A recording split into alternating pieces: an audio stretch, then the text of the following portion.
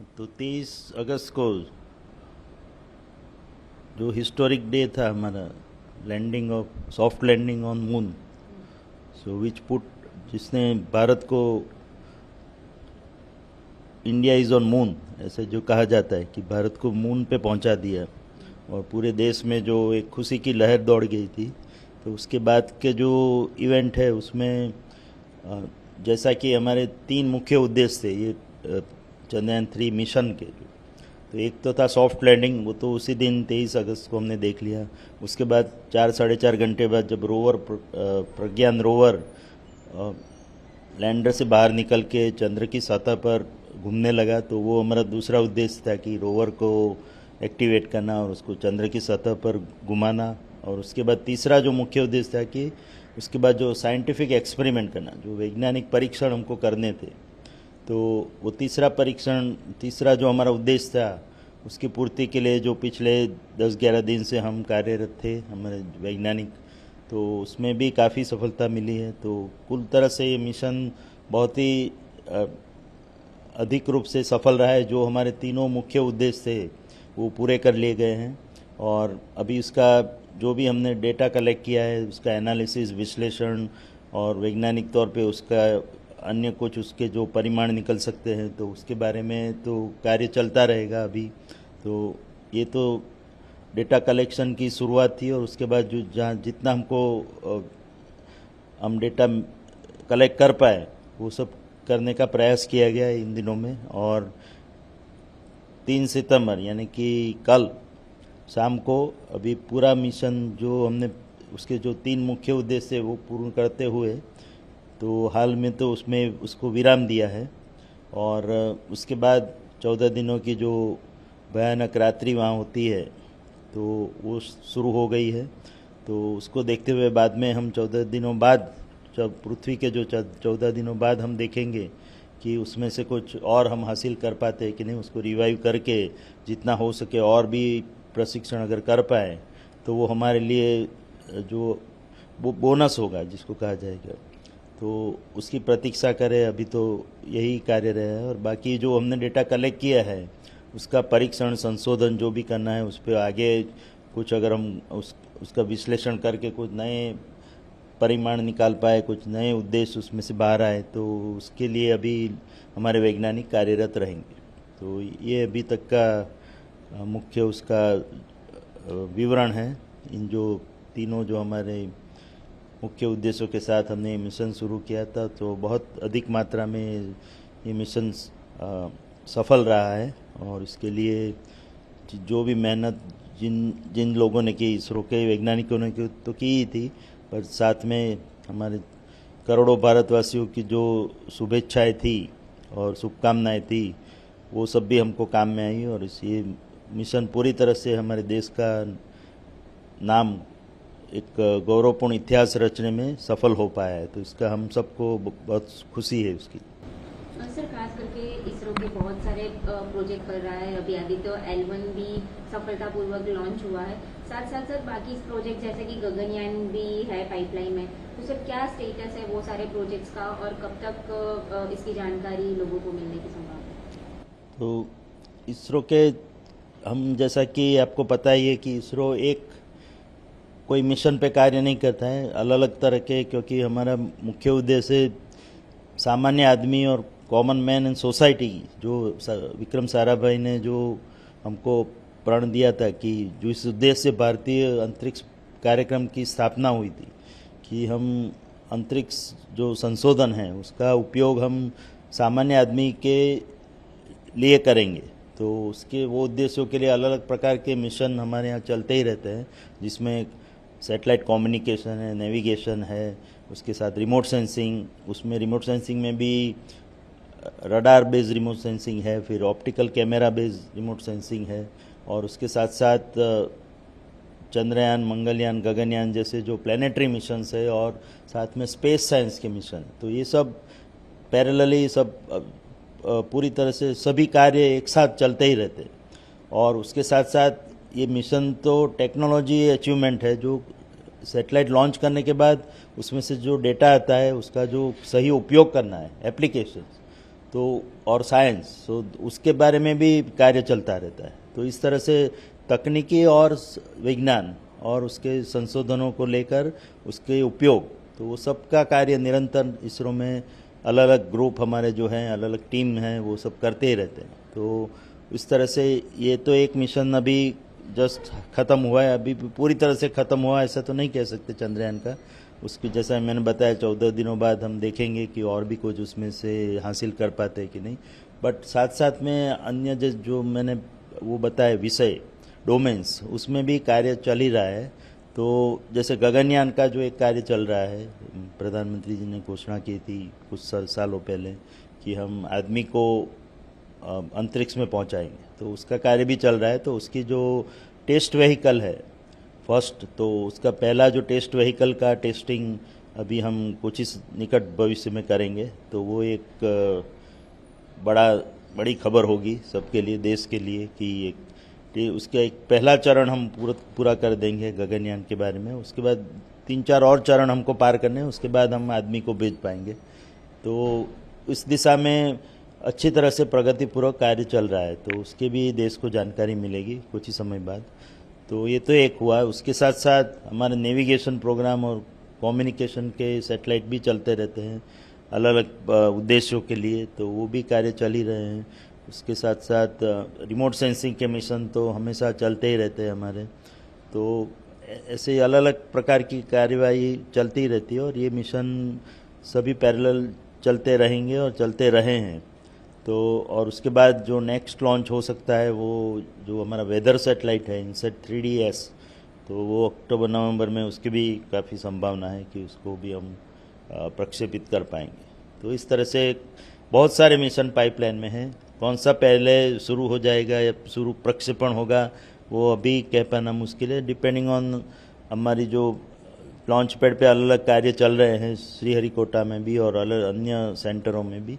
तो जो पहले पूर्ण होगा उसका पहले प्रक्षेपण कर दिया जाएगा। सर अगला सवाल कि आदित्य L1 जो है वो लॉन्च किया है सफलतापूर्वक हमने, तो अभी क्या उसकी सिचुएशन है, क्योंकि पहुंचेगा तो 4 महीने बाद 127। हाँ, तो अब जैसा कि आपको पता ही है कि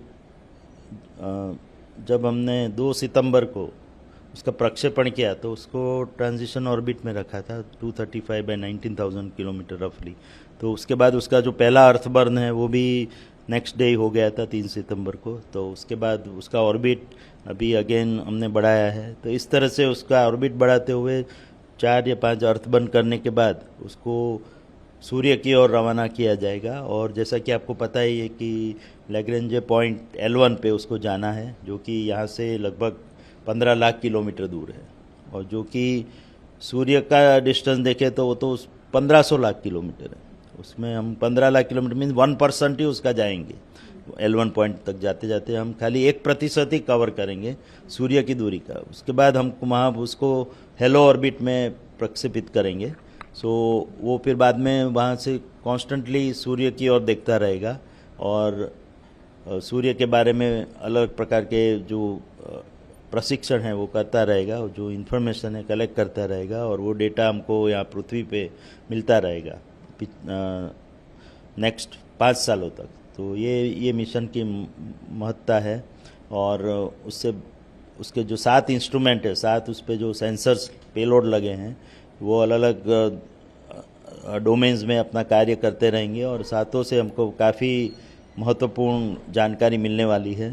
तो हम सब पूरी उत्सुकता के साथ उस दिन की राह देख रहे हैं जब हम 127 दिन बाद उसको हेलो ऑर्बिट में इंसर्ट करेंगे, जो बहुत ही क्रिटिकल ऑपरेशन होगा क्योंकि आज तक हमने कभी ये किया नहीं है।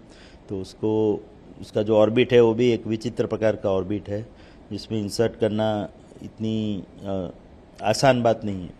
बट हमको पूरी आशा है कि हमारे अभी तक के जो चंद्रयान मंगलयान के अनुभव के आधार पे हम ये कोशिश करेंगे और इसमें सफलता भी हासिल अवश्य करेंगे। और उसके साथ ही ये सूर्य मिशन हमारे लिए अगेन एक हमारे अन्य पहले के जो प्लानिटरी मिशन है उसी तरह एक मिसाल बन के आगे रहेगा, जिससे हमको काफ़ी महत्वपूर्ण साइंटिफिक वैज्ञानिक प्रशिक्षण खोज के लिए डेटा मिलता रहेगा। और उसके बाद जो सूर्य को समझना इतना कठिन है उसके बारे में और भी जानकारी हम प्राप्त कर पाएंगे।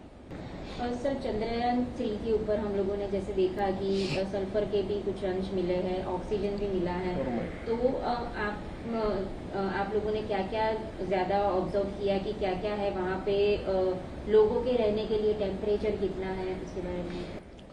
तो चंद्रयान-3 मिशन जैसा कि मैंने बताया अपनी पूर्णता की ओर जा रहा है, और हमने कल यानी कि 3 सितंबर सायंकाल तक उसको दोनों लैंडर और रोवर को स्लीप मोड में रख दिया है, यानी कि उसको स्थिर मोड में रख के उसको 14 दिन बाद हम प्रयास करेंगे कि दोनों को रिवाइव करके आगे कुछ एक्सपेरिमेंट कर पाए, खोज कर पाए, तो उसके बारे में हम प्रयत्न करेंगे। और जहाँ तक जैसा कि आपने पूछा कि क्या हासिल हुआ अभी तक, तो जैसा कि 3 मुख्य उद्देश्य के बारे में तो मैंने बता दिया आपको कि सॉफ्ट लैंडिंग हो गई, उसके बाद रोवर प्रज्ञान चंद्र की सतह पर घूमने लगा, और उसके बाद जो वैज्ञानिक प्रशिक्षण करने थे हमको वो भी अच्छी तरह से किए गए। तो उसमें मैं जो थोड़ा और बताना चाहूँगा उसके बारे में कि जो वैज्ञानिक परीक्षण हुए उसमें लैंडर के जो 4 पेलोड थे, तो चारों ने बहुत अच्छी तरह कार्य किया। जो रंभा पेलोड है उसने वहाँ के जो प्लाज्मा रिलेटेड इन्फॉर्मेशन की माहिती हमको बहुत डेटा कलेक्ट किया है। उसी तरह से जो सिज्मिक एक्टिविटी वहाँ के जो जैसे पृथ्वी पे अर्थक्वेक आते हैं, भूकंप आते हैं, उसी तरह चंद्र की सतह पर भी जो सतही वेरिएशन दिखा गया है भूकंप जैसा, तो उसके बारे में भी काफ़ी इन्फॉर्मेशन जो सिज्मिक सेंसर था, सिज्मिक सेंसर ने कलेक्ट किया है। और चास्टेक के बारे में तो आपको पता ही है कि किस तरह से +50 डिग्री सेंटीग्रेड से लेके -10 डिग्री सेंटीग्रेड तक वहाँ चंद्र की सतह से लेके अंदर ज़मीन तक टेम्परेचर का वेरिएशन होता है, तो उसके बारे में काफ़ी डेटा कलेक्ट किया है। और चौथा जो नासा का जो लेज़र रिट्रो रिफ्लेक्टर एरे था, जिससे कि हमको पता लगेगा कि इस चंद्र और पृथ्वी के बीच की दूरी में कुछ परिवर्तन हो रहा है कि नहीं, कि जैसे कि चंद्र हमसे दूर जा रहा है प्रति वर्ष लगभग 1.5 इंच जैसा, तो उसकी पुष्टि ये हो पाएगी। जो इसका जो डेटा कलेक्ट कर रहा है नासा, यहाँ से लेज़र फेंक के वहाँ से रिफ्लेक्ट होकर वापस आता है, उसके ऊपर से दूरी मापने के बाद हमको उसका टाइम डिले नापने के बाद उससे दूरी नापी जाएगी, और उससे ये पता लगेगा कि जो हम देख रहे थे इक्वेटर पे, विषुवत वृत्त पे चंद्र के, वही फिनोमिना साउथ पोल पे दिखती है कि नहीं। और जो रोवर के 2 मुख्य पेलोड थे, लिब्स और APXX, तो उसने भी अच्छी तरह से कार्य किया है और काफ़ी डेटा, साइंटिफिक डेटा कलेक्ट किया है, तो वो भी हम पूरा डेटा यहाँ पे हम आर्काइव कर पाए हैं, और उसका अभी आगे विश्लेषण होता रहेगा। और जैसा कि प्रिलिमिनरी जो संशोधन हुए हैं उसके मुताबिक सल्फ़र के बारे में हमको काफ़ी जो उसकी स्पेक्ट्रोस्कोपी से जानकारी मिली है कि सल्फ़र प्रोमिनेंट मात्रा में दिखा है, तो जो पहले उतना पता नहीं लग रहा था। सल्फ़र तो था, ये पता था, बट सल्फ़र प्रोमिनेंटली दिख रहा है उसकी स्पेक्ट्रोस्कोपी लाइन जो है, तो ये दोनों सेंसर ने पुष्टि कर दी है, APXS और लिब्स ने, तो ये भी एक बहुत बड़ी उपलब्धि रहेगी। उसकी आगे विश्लेषण करने के बाद हम और आगे बता पाएंगे। ऑक्सीजन के जो ट्रेसेस मिले उसको लेकर भी काफ़ी उत्सुकता है। उसके बाद किस तरह से वहाँ के जो क्रेटर के रिम पे अगर फ्रोज़न आइस, और उसके बारे में भी जो भी डेटा हमने कलेक्ट किया है ये 2 सेंसर द्वारा, तो उसकी आगे उसका विश्लेषण करके और भी कुछ हम बता पाएंगे। तो कुल मिला के भविष्य में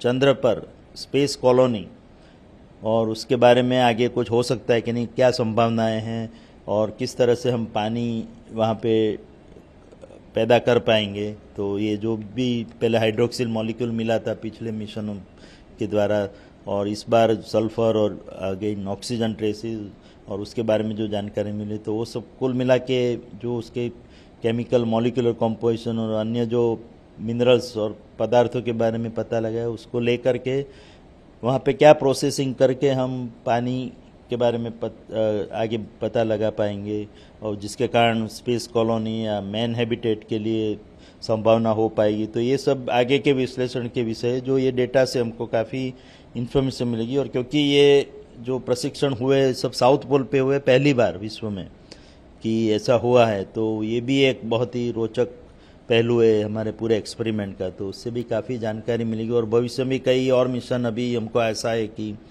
साउथ पोल की ओर जाएंगे तो उससे आगे के रिसर्च करने के लिए भी कुछ एक वे मिलेगा हमको, कि एक दिशा मिलेगी कि कैसे आगे खोज करनी है जिससे कि हम स्पेस हैबिटेट या स्पेस कॉलोनी चंद्र पे बना पाएंगे या बनाने की संभावना हो पाएगी कभी, तो उसके बारे में और भी जानकारी हासिल करने के लिए एक मार्ग खुलेगा। तो ये सब उसके पॉजिटिव फॉलआउट्स है ये मिशन के।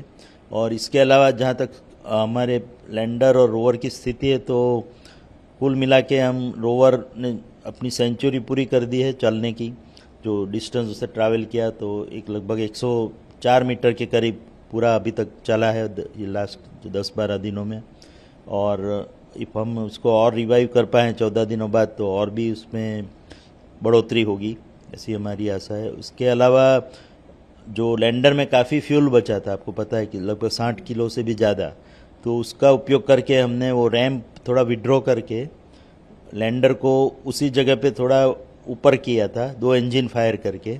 तो कल वो एक्सपेरिमेंट सफलतापूर्वक किया था इसरो के वैज्ञानिकों ने, कि उसको थोड़ा सा लिफ्ट करके इंजन फायर करके और फिर से वापस वही जगह पे नीचे वापस रखा था। लगभग 10-15 सेंटीमीटर ऊपर उसको ले गए थे, ऊंचा किया था उसको, सो दैट फ्यूचर में अगर 14 दिनों बाद अगर मौका मिला तो, क्योंकि इसमें 3-4 किलो फ्यूल गया होगा, स्पेंड हुआ होगा, तो उसके बाद जब 14-15 दिनों बाद हम फिर से एक्सपेरिमेंट कर सकते हैं कि उसको पूरा जितना फ्यूल है उसका उपयोग करते हैं उसको ऊपर उठा के उसको कहीं और जगह पे लैंड करा पाए।